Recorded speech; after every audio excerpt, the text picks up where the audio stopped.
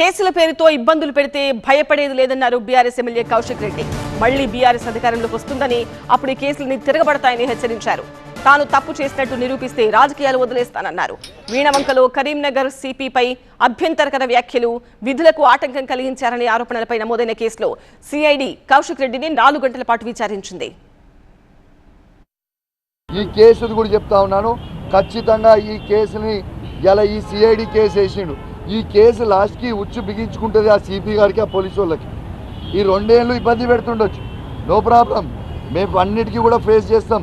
కానీ ఈ 2.5 సంవత్సరాల తర్వాత మళ్ళీ ఈ తెలంగాణ రాష్ట్రానికి కేసీఆర్ గారు ముఖ్యమంత్రి అవుతుర్రు. కేసీఆర్ గారు ముఖ్యమంత్రి కాగానే ఈ పోలీస్ ఆఫీసర్ మెడలకే ఈ ఉచ్చు బిగిస్తుంది దీని మీద. ఇలా ఈ కేసుకి సిఐడి కేసుకు విలువాల్సిన అవసరం ఉన్నదా? అసలు ఆ రోజు నన్ను ఇంటికి నేను ఆడ స్థానికంగా ఎమ్మెల్యేని, నా సొంత ఊరు. నేను అక్కడి నుంచి నా సతీమణి, నా భార్య దేవునికి మొక్కుంటాము పోయి. మా తల్లిదండ్రులు ఆడనే ఉన్నారు, మా అన్నదమ్ములు కూడా ఆడనే ఉన్నారు. దేవునికి మొక్కుంటామంటే 100,000 మంది పోలీసులు పెట్టి మనం అడ్డుకున్నారు ఎందుకు? సరే, ఆ రోజు అన్నారు మీరు, నేను సవాల్ విసిరినా మళ్ళీ సవాల్ విసురుతున్నా. ఐపీఎస్ ఆఫీసర్స్ అసోసియేషన్ ఆ రోజు వాళ్ళు రాసిన లెటర్కి నేను అదే చెప్పిన, నేను మత మార్పిడి చేస్తున్నా ఆ సిపి అని నేను అన్నా అని అన్నారు.